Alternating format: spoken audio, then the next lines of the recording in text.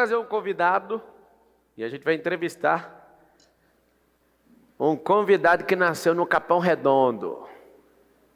Tem uma música lá do Racionais. Como é que é? Canta aí. Só quem é de lá sabe o que acontece. Essa você não sabe tocar não, tio. Coloca a imagem do nosso convidado aqui, que com muita honra, alguém que tem superado. Pode pôr a imagem dele aqui. Alguém que tem superado. Esse cara que venceu na vida, veio da quebrada, mas não esqueceu a quebrada. É um cara que vocês vão conhecer. Alguém, o Flávio Almeida, que é um dos caras que abriu a porta para mim, né? Porque eu consegui entrar na comunidade através dele. E isso tem mudado a minha realidade como pessoa. Uma salva de palmas para esse guerreiro brasileiro, paulistano, Flávio Almeida.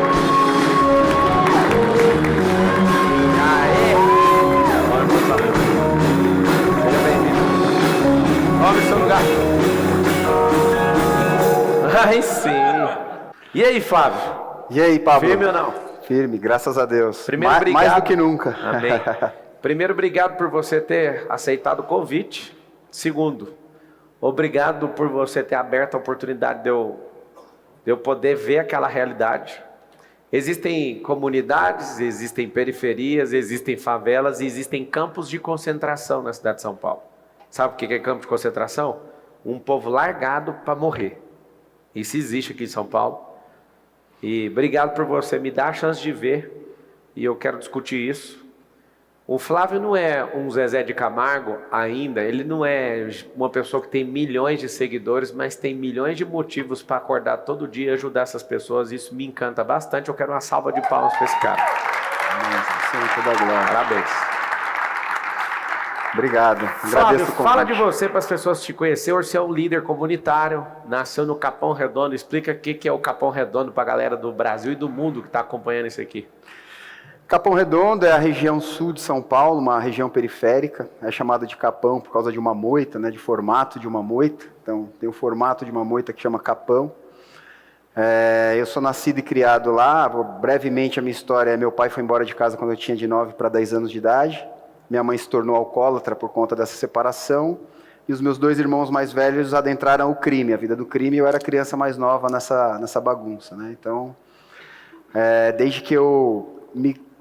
desde os 9 anos, de 9 para 12 anos de idade, eu vivi de fato tudo que você viu naquelas comunidades. Aquele abandono que você viu das crianças ali sem o mínimo, a gente acabou conhecendo de perto, né? Que é a escassez de alimentos, a gente não chegou a passar fome, graças a Deus, mas assim, a ponto de, minha mãe já guardou pele do frango para ser a mistura, sabe? Compra o frango e guarda a pele, porque ali dá uma esticadinha nos dias para a gente ter as nossas refeições. Então, eu desde os 12 anos, quando eu comecei a trabalhar, meus irmãos já tinham partido para a vida do crime. Meu irmão mais velho tentou ser atleta de basquete, infelizmente ele não teve muito sucesso. Posteriormente ele está preso, inclusive, hoje. O meu outro irmão faleceu num assalto a banco. Só que eu nunca, nem usei droga e nunca roubei. Assim, eu nunca me vi naquele cenário de crime, assim, ganhando a vida fazendo aquilo. Até porque o meu irmão que morreu, ele me dava muitos conselhos, né? E ele, apesar dele ter entrado na vida do crime... Ele era o mais velho? O que morreu era o do meio.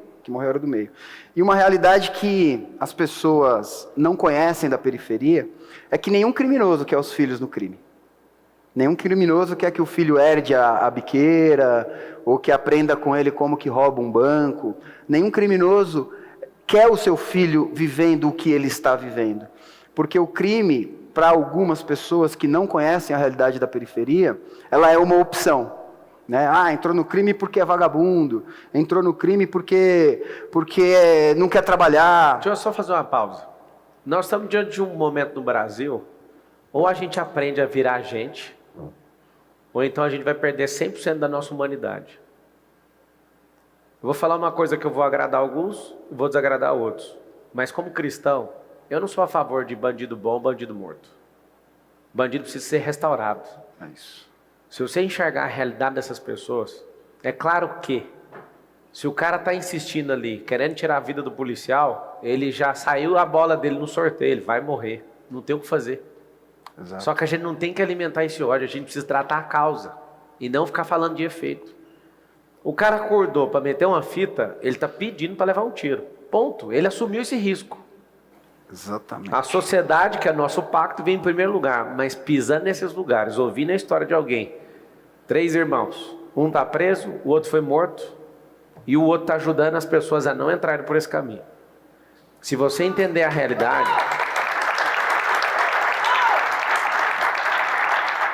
Eu vim de periferia e vi amigos meus indo embora para o crime também. E não tem o que fazer. Exato. Algumas crianças, quando eu fui jogar com elas lá na Vila União, Sim. eu perguntei, alguém aqui quer ir para o crime? Por mais que sejam pequenas, algumas pessoas riram, acharam interessante. Aquilo ali é uma realidade. Elas querem. Aquilo ali não é uma perda para eles, é o lugar onde eles veem a prosperidade. Olha que loucura. Exatamente. As crianças enxergam a prosperidade ali. Eu te pergunto, quem não quer ser próspero? O caminho de todo menino é, eu quero ser jogador de futebol. O cara é bom? Ele vai seguir sonhando. O cara não é bom? Sabe o que vai acontecer? Ele vai falar, então vou virar polícia. Sabe o que acontece? No meio do caminho, ele vê alguém prosperando rápido e fala, cara, se esse cara prosperou, continua, tá tudo certo com ele, ele tá aí aparecendo todo dia, é isso que eu quero. Olha a cabeça da criança.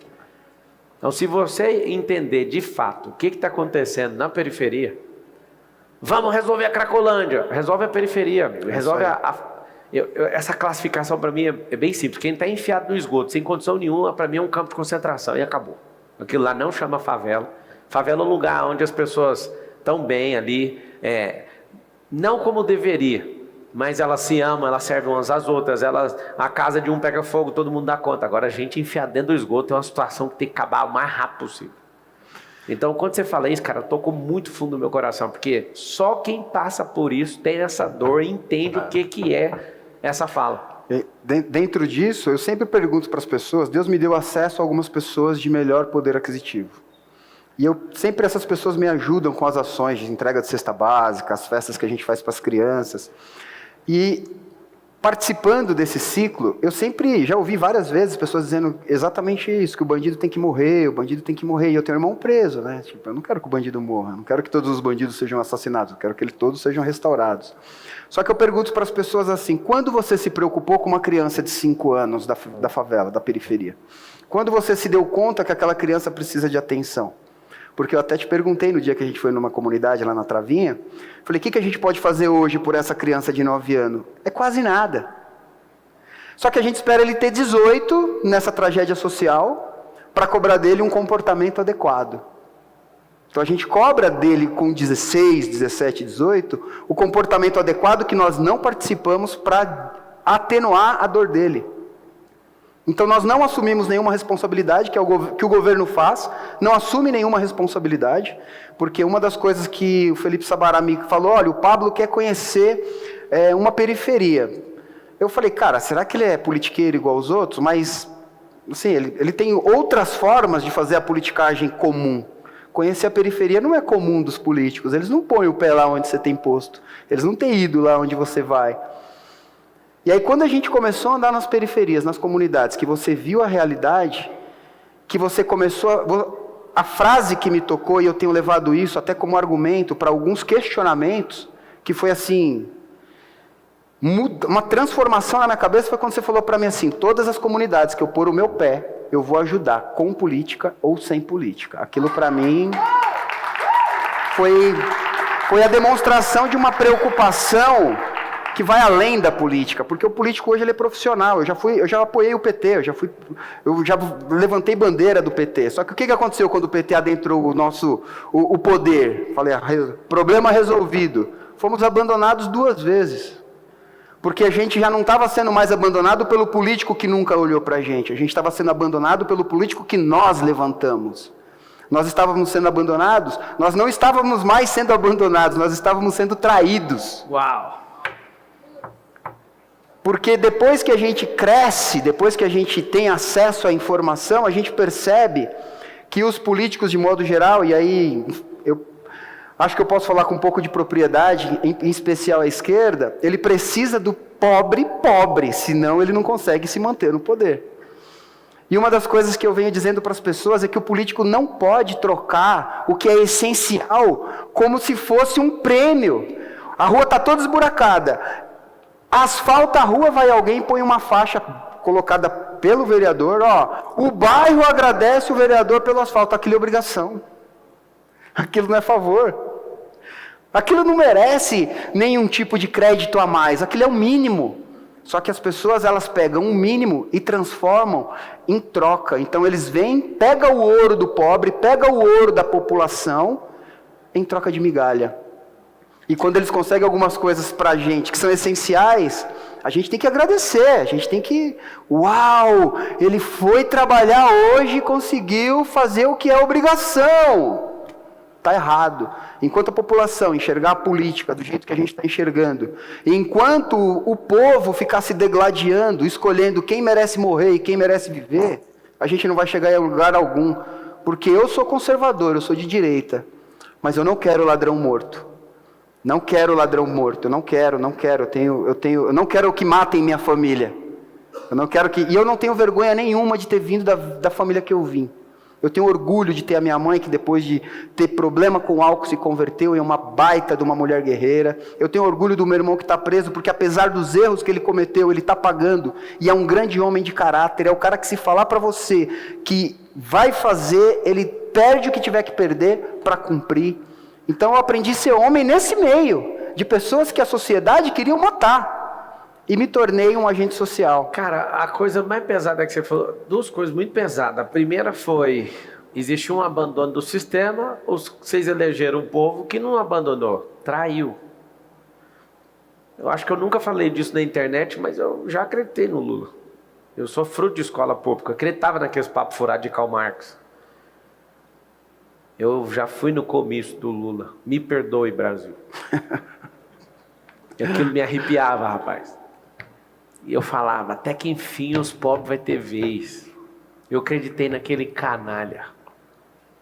E aquela conversa fiada, melhor presidente da história desse Brasil, e o pau quebrando, e a gente arrepiava no comício umas 18 vezes, 13 vezes de arrepio.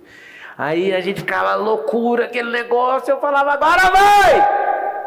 Vai aonde? Foi em lugar nenhum. Se o povo se levantar, nunca mais vai acreditar nesse tipo de conversa.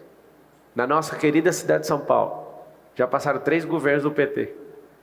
E eu sempre pergunto, essa favela, a gente foi no Panorama ontem? Sim. Conjunto Panorama? Foi em Olaria também? Jardim Panorama. Jardim Panorama. Olaria, né? Olaria e foi uma outra. Beira Rio. Beira Rio. Eu perguntei lá no Panorama, os caras, mano, isso aqui tem 80 anos. 80 anos? Parece que essa favela começou semana passada. Ainda com barraco de madeira, né? Com barraco de madeira, tem 80 anos que vocês estão aqui. Aí o cenário é um absurdo. 80 anos de uma favela e o shopping mais rico do país, dentro da favela praticamente, assim, na rua do lado, Cidade Jardim. E é engraçado que o prédio de Cidade Jardim não tem os atendimentos, as coisas do prédio, não fica virado favela, eles põem tudo estoque para nem olhar para aquele lugar. Só eu fico perguntando, cara, só fica as caixas, né? Aí eu fiquei me perguntando, esses canalhas vieram aqui por 3 mandatos. Os canalhas por 3 mandatos. E os que prometem também. Os 2 grupos com 3 mandatos. Significa quanto tempo? 24 anos. As pessoas estão lá 80 no mesmo lugar. Lá em Travinha, 30 anos, a maioria das famílias, a gente perguntou, não existe um melhoramento, ou seja, esses caras não querem ajudar, ponto final. Isso tem crescido uma fúria dentro de mim. E é esse o motivo que você foi convidado para estar aqui, as pessoas precisam saber disso. Exato. Tem um monte de gente chocada no Instagram falando, Marçal, você entrou aí dentro desse esgoto? Entrei. Eu vou te falar uma coisa, isso é uma denúncia contra a humanidade, aquilo ali é campo de concentração. Na zona oeste de São Paulo, onde tem um monte de rico, a idade média de cada um ali, a idade média do povo é 86 anos. A do brasileiro é 74. A da galera lá no campo de concentração é 40. Eu já acreditei nesses caras. Esses caras não são a esperança, esses caras são a traição. Esses caras não querem mudar nada. Eles acharam um jeito de sentar no poder, enganar o povo e manter o povo sequestrado emocionalmente. Ô Flávio, Você acredita que tem jeito de mudar todo mundo que está ali na favela? Acredito. Como você acredita nisso? Eu acredito que, principalmente, o poder público na questão municipal, né? Porque o poder público, quando a gente fala de educação, ele tem 3 esferas. Então, a obrigação do município é cuidar das primeiras séries, então são das crianças menores. A obrigação do Estado é, né, auxiliar os municípios e até o 8º, 9º ano agora. E o segundo colegial. E as faculdades normalmente são federais, né? A obrigatoriedade das faculdades de receber esses alunos são os federais. Então, para mim, a forma que a gente tem de atuar de verdade no combate ao crime, sem matar ladrão, no combate à Cracolândia, sem atrapalhar a escolha de ninguém, porque assim, eu não nasci para fazer parte do poder público na questão da segurança pública, do combate. Pegar o ladrão formado e combater. Mas se a gente quer mudar a cidade, a gente precisa trabalhar com as crianças. A gente precisa ocupar as crianças. A gente precisa motivar as crianças. E fique claro, dependendo das dores que você sente, irmão, a polícia ostensiva ela tem que existir, senão a gente perde o controle na cidade. Não, eu me coloquei em particular justamente porque eu sei da importância. Sim. Se eu precisar da polícia, eu vou ligar o 90. Né? Se eu precisar se acontecer alguma coisa grave, eu vou ligar o 90. Eu acredito que todas as pessoas farão isso. Inclusive pessoas na comunidade ligam o 90 se tiver, tem uma briga de casal aqui, a polícia que eles chamam. Sim. Né? Então, eu não desprezo a importância da polícia ostensiva, eu não desprezo a importância da segurança pública, mas eu não nasci para fazer parte disso diretamente, entendeu? Então, para mim, a nossa forma de contribuição é tirar essas crianças desse quarto escuro, porque você pega uma criança, pensa, se todo mundo aqui se juntar e falar, vamos escolher 3 pessoas de 18 anos e vamos ajudar, a gente ajuda, correto? Agora pega uma criança de 9 e fica pensando aí, fica matutando, que era a idade que eu tinha quando minha mãe começou a beber e o meu pai foi embora de casa, meus irmãos começaram a fazer coisa errada. Fica pensando aí, você com você mesmo, o que eu posso fazer por essa criança? Você não pode botar ela no seu carro e levar ela para o shopping, comprar roupa para ela. Alguém vai te chamar, que você vai falar que você está sequestrando, que você é louco, que você está traficando órgãos, você é pedófilo. Você não pode matricular ela numa escola porque você não é o representante legal dela. Você não pode contribuir dessa forma, matricular numa escola particular. Você pode ajudar superficialmente com algumas coisas. Então, se não for o poder público atuando em favor dessas crianças, dando espaço, construindo oportunidades através de esportes, quantos talentos a gente não perde no esporte, quantos empresários, quantos engenheiros, médicos a gente não perde para o crime, porque são pessoas que têm condições de viver e alcançar esses status, mas elas optam pelo que está mais perto, pelo que elas vê mais cotidianamente, foi o que você falou. E é muito enquanto você estava falando, eu estava lembrando até de algumas coisas, que assim, quando a gente anda, né, e eu tive muitos amigos que se envolveram com crime, ele sempre acha que quem morreu deu um vacilo. Tipo assim, eu não daria esse vacilo. Eu não daria. Continuando na esperança que dá para sustentar que dá para ficar, dá para ficar ali. Só que tem outros em contrapartida que o cara tá sempre atrás da fita boa. O que é a fita boa? Vou naquela cena, pego o dinheiro para resolver minha vida e paro. Ninguém quer. O cara não nasce para ser bandido. Ele não vem com a... Não, tá na veia do cara, ele ama ser bandido. Eu não conheci ninguém. Tá todo mundo na expectativa de resolver o problema e sair fora. Porque está todo mundo querendo prosperar, mas começar por onde? Você consegue entender que o nosso problema é mental e as pessoas, 100% delas querem prosperar. Isso tem mexido muito com o meu coração. Se o povo falar, mas a gente não quer que você trabalhe para nós, não tem como. Eu me contratei para trabalhar já, acabou.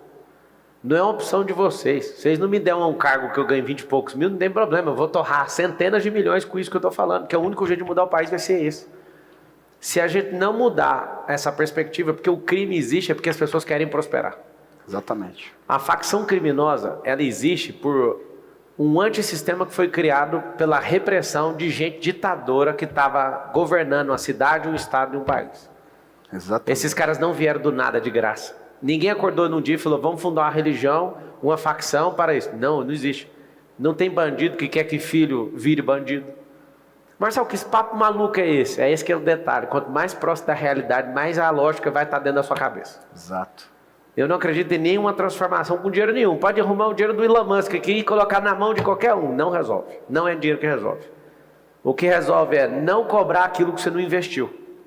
Ponto. Acho interessante, tem quase 1 milhão de empresas no Brasil. Você fala, nós temos que ressocializar. Ressocializar o quê? Como? Se os caras não foram socializados. Vocês estão entendendo ou não? Não tem como ressocializar aquilo que não foi socializado. São marginalizados. É fácil chamar alguém de marginal. Depois, isso aí mexeu muito comigo, cobrar aquilo que não se investiu. Como que cobra um investimento que não foi feito? Só tem uma solução no país. Todo mundo fica perguntando, como é que vai acabar com a Cracolândia? A de hoje vai demorar um pouco, mas a de 2030 está zerada a rua. A de 2040 está zerada a rua. A de 2050 está zerada. Como que zera nessas 3 décadas?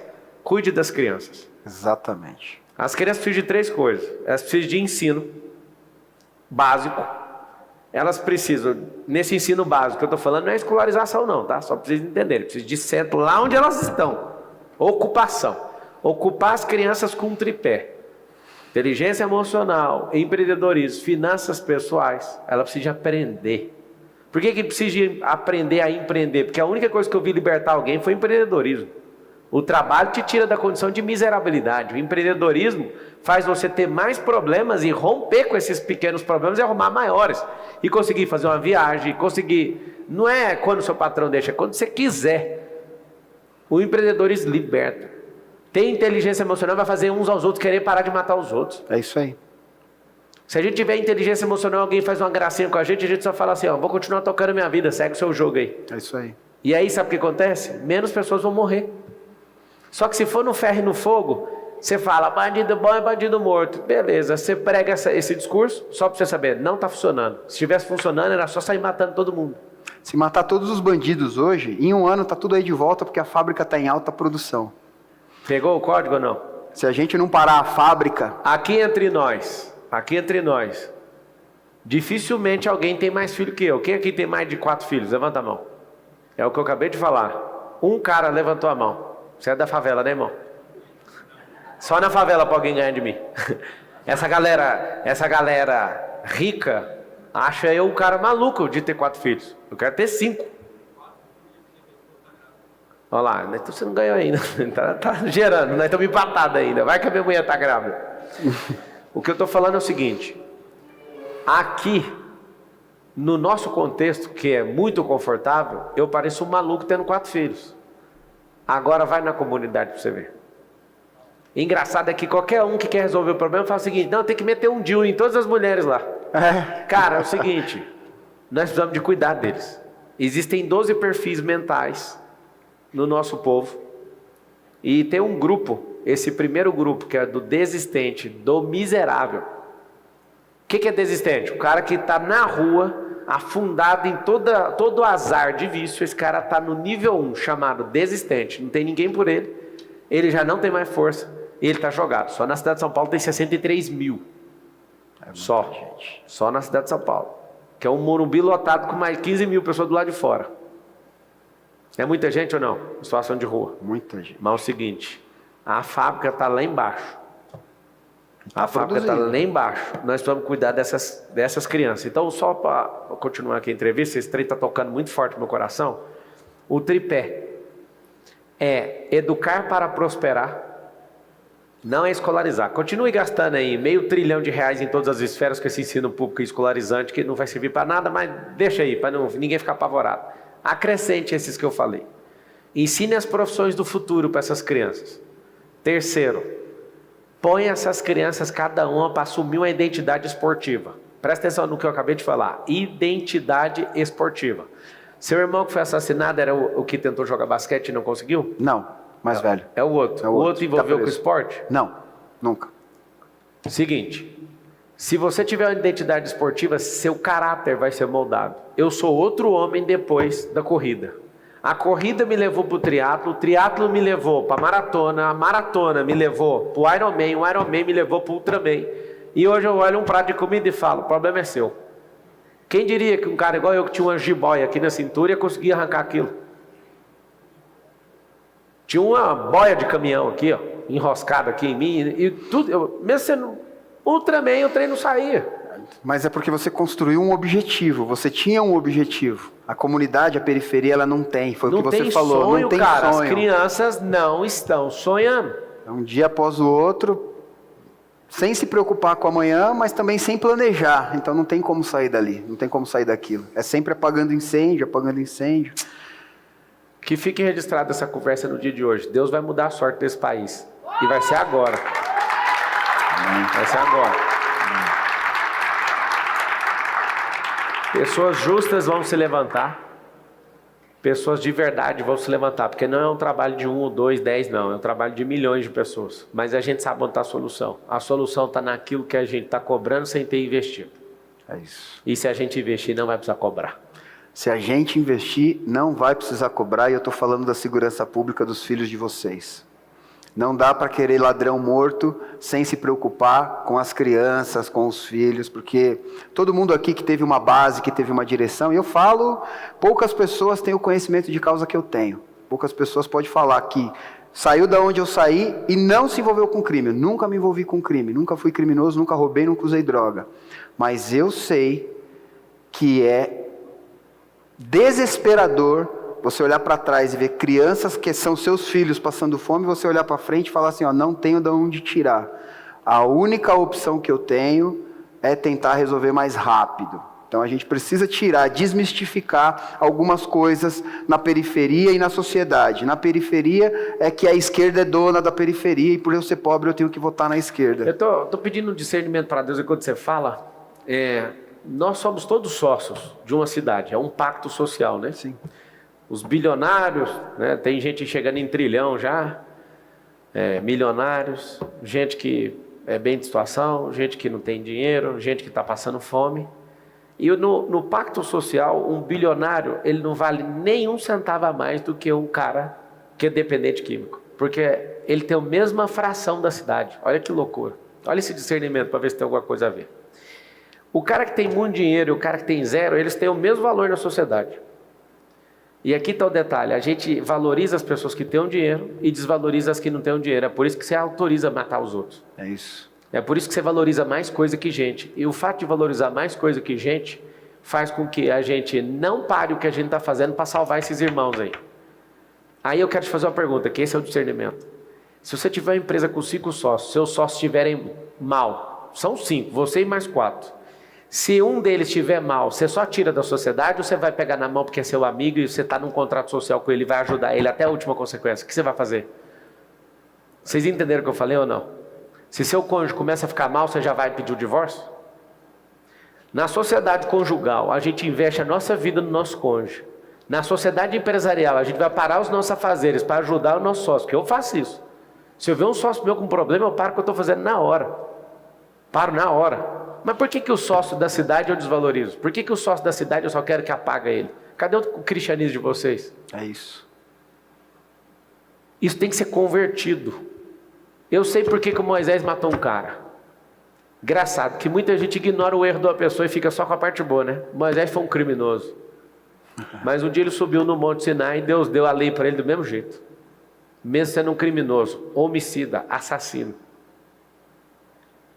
Engraçado, Deus mudou a sorte dele. Mas se dependesse de você que não tem paciência e cobra daquilo que você não investiu, Deus só teria matado Moisés e acabado a história dele bem ali. Sabe por que ele matou? Moisés matou um cara porque o chamado dele era libertar aquele povo. E mesmo sendo criado dentro da casa de Faraó e sendo um filho ou neto de multitrilionário, na hora que ele viu alguém judiando do povo dele, ele sentiu uma dor muito forte.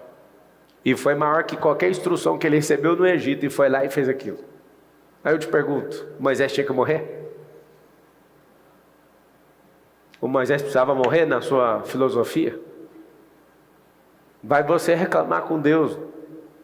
Deus foi lá e deu a lei na mão dele.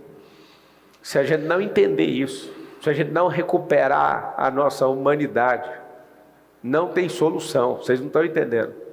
Tem gente que se favorece dessa desgraça. É isso. Tem gente que não tem um pingo de sensibilidade e odeia os seres humanos, só pode. Tem gente que esqueceu de ser humano. Se você olhar no aspecto espiritual, se você olhar no aspecto almático, se você olhar no aspecto lógico, não faz sentido a gente desejar a morte de uma pessoa por causa de coisa. Todo mundo quer prosperar.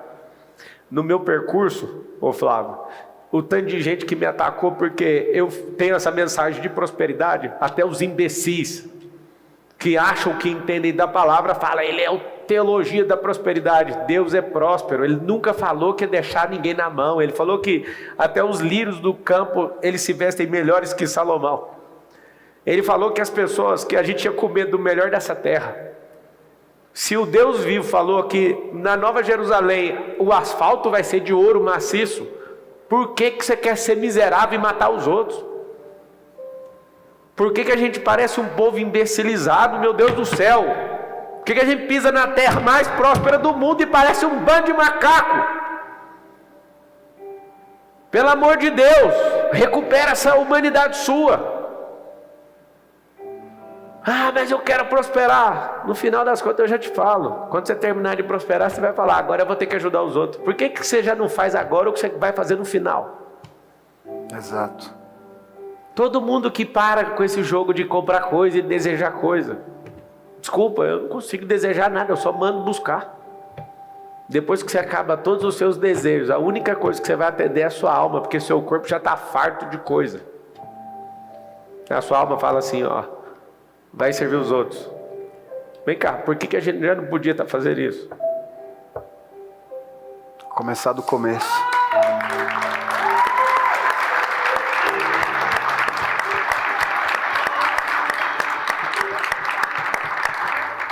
Deus já mudou nossa sorte. Eu creio. Se pessoas que têm coração, elas ouvirem essa mensagem, elas vão cair para dentro disso. A política não é nojenta. É gente que odeia gente que é nojenta. Vamos matar então! Dá licença, já que você não gosta de gente, não mexa com gente. Se você não gosta de gente, não ocupe lugares onde gente precisa de ajuda. Entende o que eu estou falando?